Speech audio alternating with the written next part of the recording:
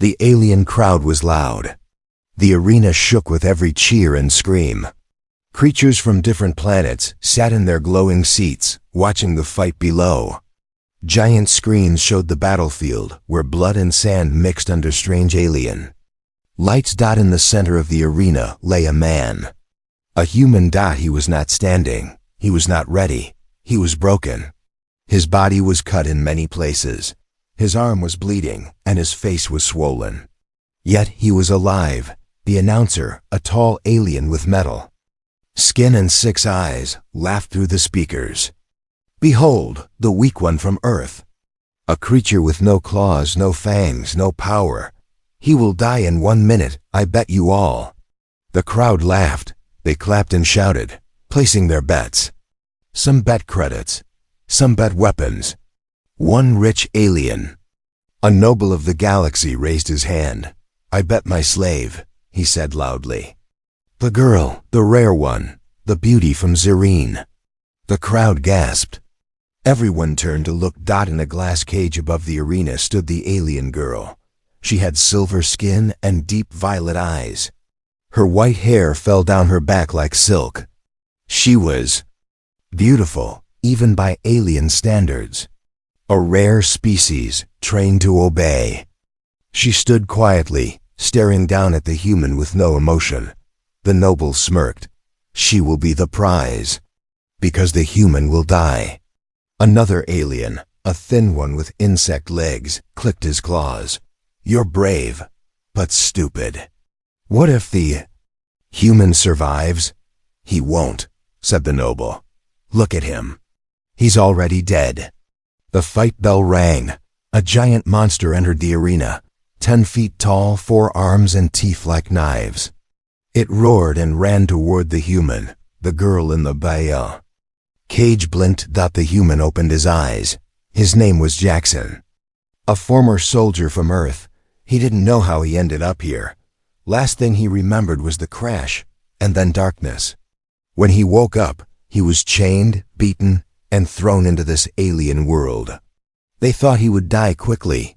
They were wrong. As the monster ran, Jackson rolled to the side. He grabbed a piece of metal from the sand, broken sharp. He stood up slowly. His legs were shaking, but his eyes were focused. The monster attacked. Jackson ducked and stabbed its leg. The crowd gasped. The alien girl tilted her head. The monster swung its arm. Jackson flew across the sand. Blood poured from his mouth, but he got up again. He was weak, yes, he was hurt. But he refused to die. The noble leaned forward, worried. Why is he still moving? Jackson remembered his training: stay alive, no matter what. He didn't need to win. He just needed to survive. He ran toward the broken pillars in the arena. The monster followed. Jackson slid under one, making the beast crash into it. Dust flew everywhere. He used the dust to hide. He moved fast, using shadows. He cut the beast. Again small cuts, but painful. He played smart. Minutes passed. The monster was angry now, bleeding in many places. Jackson stood, chest rising, hands shaking, but alive. The noble shouted, "Enough! Kill him already!" But the monster was tired, slower. Jackson saw his chance. He jumped on its back and stabbed its eye with the metal shard. The creature screamed. It threw him off, but then it collapsed. Silence. Then dashed cheers. The crowd stood up, shocked, amazed, confused. A human had survived. Some aliens looked angry. Some looked excited. And the girl in the glass cage? She smiled just a little. The announcer's voice was shaky. Winner. Jackson of Earth. Jackson fell to his knees, barely breathing. Above, the noble alien stared in disbelief. This changes nothing, he growled. But deep down, he knew the bet was lost. The girl was no longer his. The crowd was still talking about the human. No one had expected him to survive. No one had seen a human fight like that before. Weak, injured, unarmed, yet somehow he had stood up, fought back, and lived. They called him the ghost from Earth. In the dark chambers beneath the arena, Jackson sat on the cold floor. His back rested against the stone wall, his chest still rising fast from pain. His wounds had been bandaged, but they still burned. His hands were shaking, but his eyes were calm. He knew this wasn't over. From the shadows, a small door opened. A thin alien stepped inside, eyes narrow, clothes sharp. "You fight again tomorrow," the alien said, voice like broken glass. "Two enemies, no weapons, no mercy." Jackson looked up. He didn't speak. The alien stepped forward. "If you win, maybe you live. If you lose, well, you die. Entertain the crowd. That's all that matters." Then he left. Jackson looked down at his own hands. Bruised, cracked, but still working. He whispered to himself, "No weapons? Fine, I've got these." High above the arena, in her cage of glass and light, the alien girl was watching. Her name was unknown to the humans, but in her language she was called Severa. She was trained never to feel, never to speak without permission. But something about this human stirred. A thought inside her. A thought that whispered, he shouldn't have survived. So why did he? Next day, the arena was louder than ever. Lights flashed. Music echoed. Creatures of every color filled the seats. The announcer floated above the arena in a flying pod voice. Loud and full of drama. Citizens of the Five Suns. Today, our human pet faces not one but two blood warriors of the Zarth clan. Will Earth's ghost live again, or die screaming? Doors opened. Jackson walked into the arena. No armor. No blade. Just blood, bruises, and bare fists. From the other side, two Zarth warriors stepped in, tall, reptilian creatures with sharp bones growing from their backs. They roared, raising their weapons. The crowd cheered. The bet boards lit up. And far above, Severa leaned closer to glass. The bell rang. The Zarth warriors charged. Sand exploded under their feet. Jackson didn't wait. He ran straight at them. The first swing came fast. Jackson ducked. The blade sliced through air. He grabbed a handful of sand and threw it into the warrior's eyes. The second one attacked. From behind, Jackson rolled forward, letting the warrior's spear hit his partner instead. The crowd gasped. Jackson wasn't fighting like a gladiator. He was fighting like a soldier. Quick, dirty, smart. Minutes passed. Jackson was bleeding again. A cut on his leg. A bruise on his ribs. But he had taken down one Zarth, knocked him out using his own weapon. Now only one remained. The last warrior roared and ran toward him. Jackson waited. Closer. Closer. Now Jackson slid between his legs, grabbed a rock, and smashed it into the warrior's knee. The alien howled in pain. Jackson didn't stop. One hit. 2, 3. The warrior fell. The arena went silent, then thunderous applause.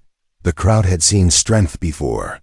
They had seen power, size, speed, but never will. This human was not the biggest, not the strongest, but he was something else, something they couldn't name. In the control room, the arena lords were watching. "He's becoming popular," one of them hissed. "Too popular," said another. "Maybe we should raise the stakes." That night, in the darkness of his cell, Jackson lay still. Blood dried on his skin. His eyes stared at the ceiling. The door creaked. He sat up fast. But it was not a guard. It was her. The alien girl. Severa. She stepped in silently, holding a cloth with healing. "Jal, I'm not allowed here," she whispered. Jackson blinked. "Then why are you here?" She kneeled beside him, gently touching his arm. "You didn't fight like them," she said. "You didn't fight for glory." "I didn't," he replied. "I fought to stay alive." She looked at him. "For the first time, not as a slave, not as a thing, but as a person. You're not what they think," she said. "And neither are you," he replied. For a moment, There was silence, then footsteps in the hall. She stood up quickly. I must go, she turned, but paused at the door. They're planning something, she said softly. They want you to lose, badly. And then she was gone. Jackson sat alone again. But now, he wasn't truly alone. He had something new. Not a weapon. Not armor. Something more powerful. Hope. The lights of the arena had faded, but its shadows remained. In the dark corners of the underground cages, silence had a sound. It whispered through the metal bars. It hummed across the stone walls. Jackson sat still in the corner of his cell. His body hurt.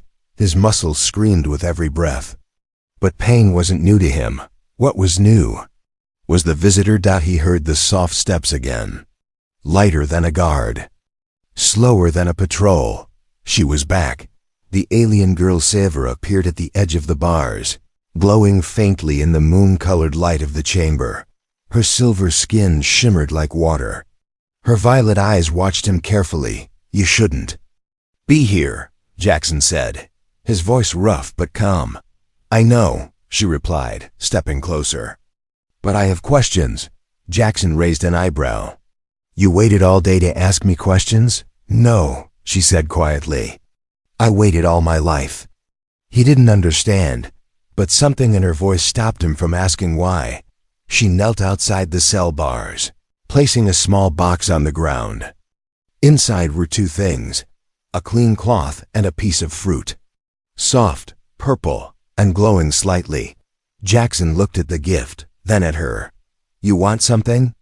I want to know, she said, why a human who should have died twice still fights. He leaned forward slowly, the pain in his chest flaring. Because if I stop, I become like the others you've seen, silent, broken, waiting to die. Severa's eyes narrowed. But you're not like them. No, Jackson said, because I remember who I was before they brought me here. She hesitated. And who was that? He looked away. Someone free. Above them, in the control towers, security eyes watched every corner of the arena complex. But one camera, just one, had been looped, its feed frozen on an empty hallway. Severa had hacked it. Herself. She had never broken rules before. But tonight felt different. She sat down now, close to the bars, her voice lower. Do you know why I was part of the bet? She asked. Jackson shook his head. I am not just a slave, she said. I am from Xeno, a planet conquered decades ago. My kind were hunted, sold, displayed like trophies. But some of us carry something rare. What? He asked. A memory. She whispered. Of freedom. Of resistance. Jackson stared at her. For the first time, he didn't see an alien. He saw a mirror. Tomorrow. She continued. They will send someone worse. Jackson nodded. Let them. You don't understand. This one doesn't fight to win. He fights to break. He smiled, blood still on his teeth. Then I'll break harder. Severa stood, unsure whether to argue or admire him. You're not just fighting for yourself anymore, she said, stepping back into the shadows. He looked at her. I know, he replied. Then she was gone. Hours later, the fighters' chambers were silent. The guards had changed shift. Most creatures were asleep. But in a locked vault, deep under the arena, someone else was waking up. He was 8 feet tall. Skin like armor. Eyes that glowed red. He had no name, no voice. Only a number, K9X. He had fought 72 battles.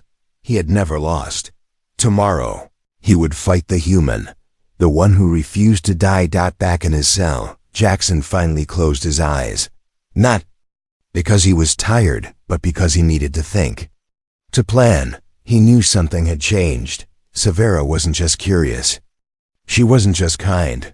She was dangerous in the best way. And she was watching. Above the arena. In her glass cage, Severa stood in front of a mirror. Her slave robe was torn from a guard's punishment. Her skin bore light bruises. She touched her own reflection, as if asking a silent question. What would it take? She whispered. to help him escape.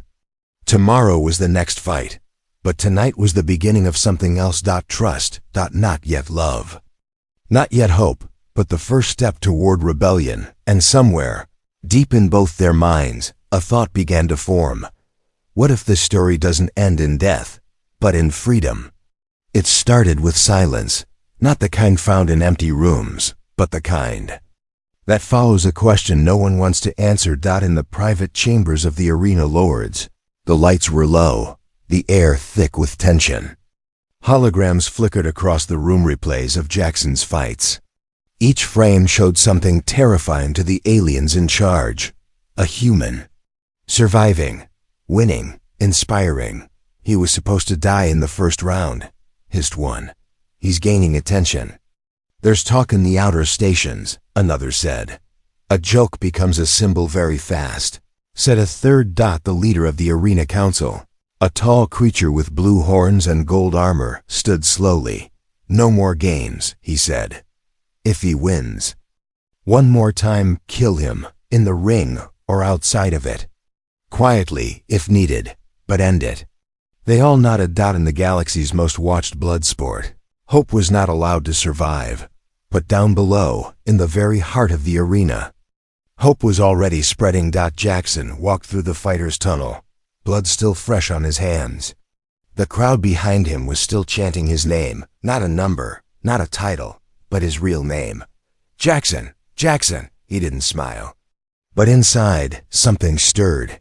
He had once been a soldier, then a prisoner, then a pawn. Now, somehow, a symbol. In the mess hall where the fighters ate, strange things were happening. A beast from Andril 4 gave him a respectful nod. A silent assassin from the desert moons handed him a drink. Even a child slave, passing food, whispered as he walked by, "My father says humans were cowards. But you fight like a god." Jackson said nothing, but his grip tightened on the cup. He didn't want to be a god. He just wanted to survive. High above, in her cage of glass and light, Severa was watching everything. She had heard the whispers. The guards were nervous. The council was planning. But most of all, the people were changing. She had once believed no one could shake this empire. Now she believed one man might, not because he was strong, but because he was human. That night, Severa returned to Jackson's cell. No cameras followed her. No alarms rang. She had hacked the system again. This time, she brought something more dangerous than healing gel. Information. "There's a plan," she said. "After the next fight, they'll try to poison you. If that fails, you won't wake up in your cell." Jackson nodded slowly, not surprised. "They're afraid," she said. "They should be," he replied. She paused, then asked quietly, "Do you want to escape?" Jackson looked at her, eyes dark and tired. "I want to win," he said. "Then I want to burn this place down." She smiled, not a slave's smile, a fighter's. The next day, the match was announced. Human vs. the sand eel of Morzak's prime. The creature was not just deadly, it was a killer of planets. Long, fast, silent. Poisonous skin. No fighter had lasted more than 20 seconds against it. Jackson stood in the arena, facing the creature across the sand. The crowd was louder than ever. But this time, some weren't shouting for blood. They were shouting for him, for the underdog. Fight began. The eel struck fast, slithering across the sand, teeth snapping. Jackson dodged once, twice, then got grazed. His arm burned instantly. The poison stung like fire. He fell back. The crowd gasped. But then, he stood again, bleeding, shaking, still standing. He ran to the walls, grabbed a spear from the remains of a fallen warrior, and used the reflection from the arena lights to blind the creature's sensitive eyes. It roared. Struck. Hard. Clean. Final. Silence. Then the crowd exploded. Back in the council chambers, a fist slammed into a screen. "He's getting stronger." "No," said the leader. "He's becoming dangerous." Later, in the hallways, as Jackson limped back to his cell, A low-ranking guard stepped in front of him. "You're making trouble," the guard said coldly. "That kind of hope gets people killed." Jackson looked him in the eye. "Good, then. It's working." That night, Jackson sat in his cell. "No wounds tonight, only thoughts." He whispered to himself. "They made a mistake. They bet everything, thinking I'd lose. But I'm not done yet." It began with laughter, not the joyful kind. This was the slow, sharp laughter of men who believed they had control again. In the war room of the arena overlords, shadows moved like snakes across the floor. The council leader, draped in golden bone armor, poured a drink made of something that still twitched. "The crowd loves him," one of the advisors said nervously. "Too much," the leader replied. "It's no longer a fight, it's a message." He held up a data screen. Jackson's image burned bright, standing over another defeated monster. "This ends now." In the arena tunnels, Jackson was breathing heavy. The last fight had taken everything. His body screamed for rest. But he had no time. The guards were colder now, less talk, more chains. The food was bitter, the air watched. He could feel it. Something was coming. He reached his cell and stopped. Something was missing. Severa. She always came after fights, quiet, careful, like moonlight in the dark. With cloth, with healing, with silence that said more than words. But tonight nothing. The cell was empty. The hallway silent. He sat down, heart heavy. "She warned me," he whispered to himself. "They'd try something. He just hadn't thought they'd use her." Above the arena, in her glass chamber, Severa was gone. Her cage was cracked, empty, the glass splintered. From the inside, she hadn't escaped. She had been taken. In the deep, underground levels of the arena, a place where even light was afraid to enter, Severa was chained by her wrists to a cold steel wall. A tall alien, face covered in ritual paint, stood in front of her. "You were warned," he said. Severa didn't answer. "You let the human live. You helped him heal. You broke the rules." Still, she said nothing. The alien smiled. "Then let me break something too." He raised a shock rod. Pain followed. Meanwhile, Jackson was pacing in his cell, fists clenched. He had checked everything, spoken to no one. No sign of her. Then a sound, not footsteps. Whispers. From the wall. He pressed his ear to the stone. A voice, faint, female. "She's gone. They took her below, room 9, punishment level." Jackson stepped back. Room 9. He remembered the stories from other fighters. That room wasn't for humans. It was for things they wanted to disappear. He had no weapons, no key, no plan, but he had anger, and that was enough. That night, Jackson did the unthinkable. He escaped his cell. He used a rusted nail to pick the lock. Trick learned long ago, in a war Earth had already forgotten. He moved through the vents, bare feet silent against steel. When the cameras turned, he moved. When the guards passed, he froze.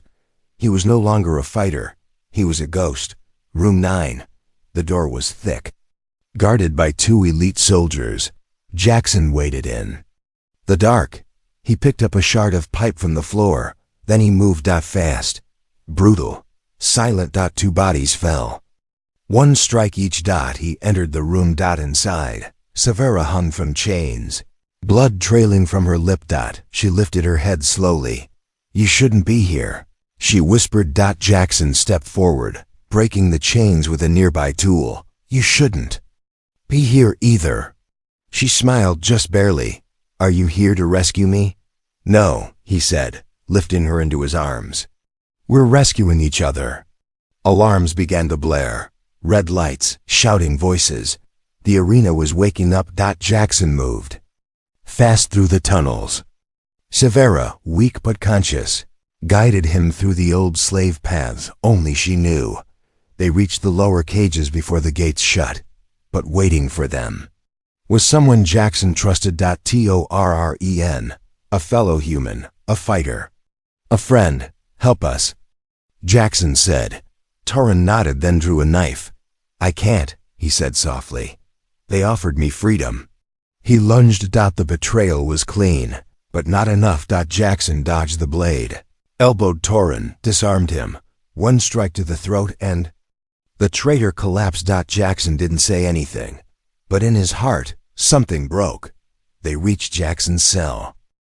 He hid Severa beneath his bunk, covered her with old cloth. The guards rushed in seconds later. You weren't in your bed. One shouted. Jackson lifted his bloody hand and smirked. Bathroom. You want details? The guard grimaced and turned away. The moment passed. That night, Severa lay hidden, breathing shallow. Jackson sat beside her. The cell was dark, but they were alive. She touched his hand gently. They'll try again. I know, they won't stop, then we won't either. Outside, the arena crowd prepared for the next match, but no one knew. The real fight had already begun. Not in the sand, but in the shadows. The storm didn't come from the sky, it came from beneath. The ground quiet, invisible, and angry, while the arena crowd screamed for blood above. In the tunnels below, a plan was forming. Jackson was done surviving. Now, he was hunting. It began with a whisper. Severa, still bruised and weak, sat beside him under the broken metal bed. Her breath was slow, but her mind was sharp. They change guard rotations every 4 cycles, she said softly. But there's a blind spot. North Wing Tunnel. 10 minutes of darkness just before the food carts arrive. Jackson nodded. He wasn't just listening. He was memorizing. We use the carts? He asked. No, she said. We become the carts. That night, in the cage where Severa had once been displayed like a jewel, 2 guards stood watch. They were bored, arrogant, talking about bets and broken fighters. They never noticed the small ventilation pipe under their feet, shifting. Inside it, Jackson crawled silently through grease, wires, and heat. His heart thudded in his chest like a drum. Behind him, Severa followed, her hands scraped raw, her breath shallow, but steady. They reached the opening above the old tech chamber. It was empty. For now. Jackson dropped down. Severa followed. The room was filled with broken machines, old hollow cages, deactivated collars. This used to be where they reprogrammed the slaves. Severa whispered. Jackson looked at the chains on the wall, burned and rusted. They failed, he said. On the far table, he found what he needed. 2 uniforms, still stained with alien blood, left behind during a riot a year ago. Jackson handed her one. You sure? He asked. Severa nodded. I was born in a cage. I want to die running. He looked at her really. Looked. She wasn't a slave anymore. She was his equal. The escape began. They moved through the old tunnels, first ones sealed long ago after a gas leak. Severa knew them all. I used to hide here as a child, she said. They forgot these paths, but I didn't. Good, Jackson said. Let's make them remember. At the northern supply ramp, the food carts were loading. Alien cooks cursed loudly, shoving trays onto floating crates. Jackson and Severa slipped behind a stack of crates, pulling the heavy cloth over their heads. Seconds later, the carts were wheeled into the arena corridors. No one noticed the 2 shapes hidden beneath the food trays, but someone else had noticed. A tall figure stood in the shadows of the WATCO-WER.DO-RREN, the human who betrayed Jackson days earlier. Bruised, but alive. He watched the food carts roll by. He turned on his communicator. They're moving, he said. Back in the corridor, Jackson and Severa reached the outer hall, just a few hundred steps from the freight elevator to the transport level. Then sirens. The hallway lights turned red. A voice echoed from the walls. All units to Sector 9. 2 prisoners have escaped. Use lethal force. Jackson cursed under his breath. Severa gripped his hand. Do we run? She asked. No, he said. We finish it. They sprinted through the corridors. Guards appeared armed, shouting. Jackson moved like a shadow.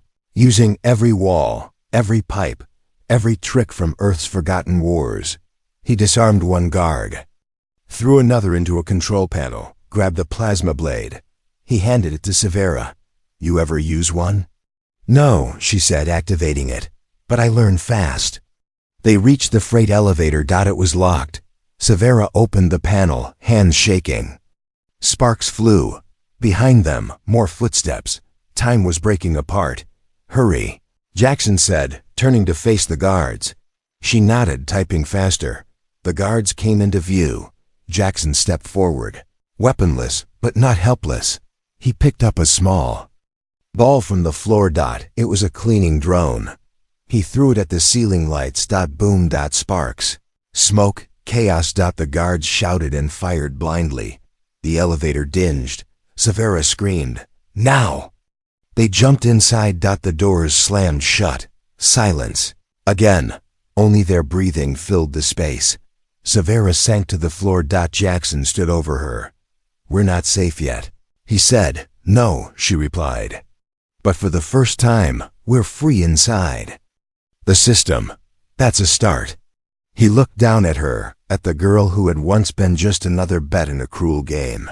Now, she was the reason he hadn't broken, and he was the reason she believed again.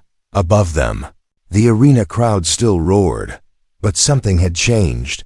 The strongest warrior was no longer in the ring. He was in the dark. Planning. Escaping. Fighting back.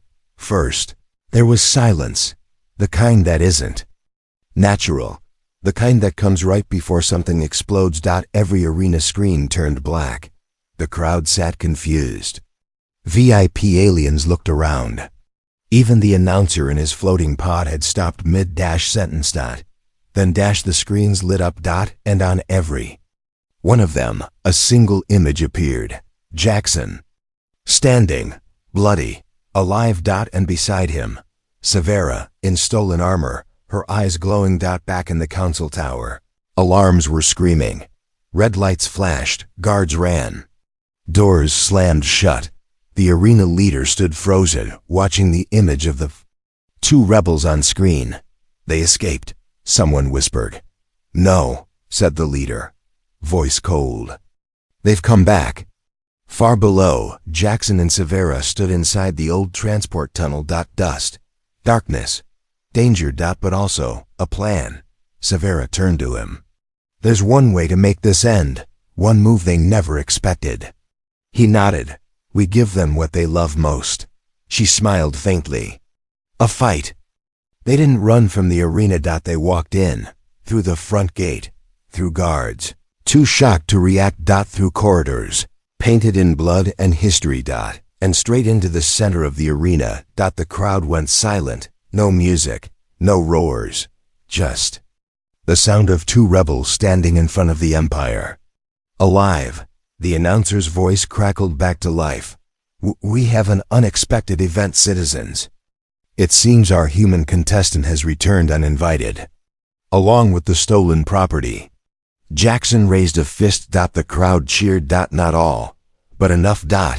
And that's when the council made their last move. The arena leader stood up in his command chamber and spoke through every speaker in the building. "One final bet, one final fight. You both against our strongest creation. Win and walk free. Lose and your bodies feed the sand." The gates opened, and something stepped out. Not a fighter. Not a creature. A weapon. 10 feet tall. Muscles grown in labs, arms like blades, eyes cold and red. Skin made of reinforced alien steel. This was not a warrior. This was a message. No one beats the system. Jackson looked at Severa. She looked back. No fear, only fire. "You ready?" he asked. "No," she said. "Let's do it anyway." The beast charged. Jackson rolled left. Severa dove right. The monster crushed stone beneath its feet. They moved fast. No weapons, no backup, only each other. Jackson leaped onto its back, smashing a broken pipe into its neck. Nothing. It didn't even flinch. Severa attacked the legs, using speed over strength. Still nothing. The crowd watched in tense silence. Until a spark. The beast grabbed Severa by the neck, lifted her. Titan. Jackson screamed and ran forward. He hit the control panel on the beast's spine. Sparks exploded. It dropped Severa and turned, now angry, but now wounded. Jackson fought with everything. Fists, feet, fire. He was a blur of motion, pain, and will. Severa, gasping for air, crawled to the weapons rack nearby. She found a shock blade, turned it on, threw it. Jackson caught it mid-air. Drove it deep into the beast's chest. The creature roared. Sparks burst from its body. It fell. Hard. Silenced. The crowd exploded. A sound bigger than any fight before. Not for blood. Not for money. For something else. Victory. Up in the tower, the arena leader slammed his fist. This is not how it ends. But it was already ending. Guards were refusing orders. Civilians were shouting Jackson's name. Slaves were breaking chains. Someone in the crowd held up a sign. They bet wrong. In the arena, Jackson dropped the weapon, turned to Severa. She was standing, smiling, breathing. She took his hand. Together, they looked up at the tower. You said you wanted to burn it down, she whispered. Jackson nodded. Let's light the match. That night, fire danced across the sky. The arena gates broke open. Slaves ran free. Fighters rebelled.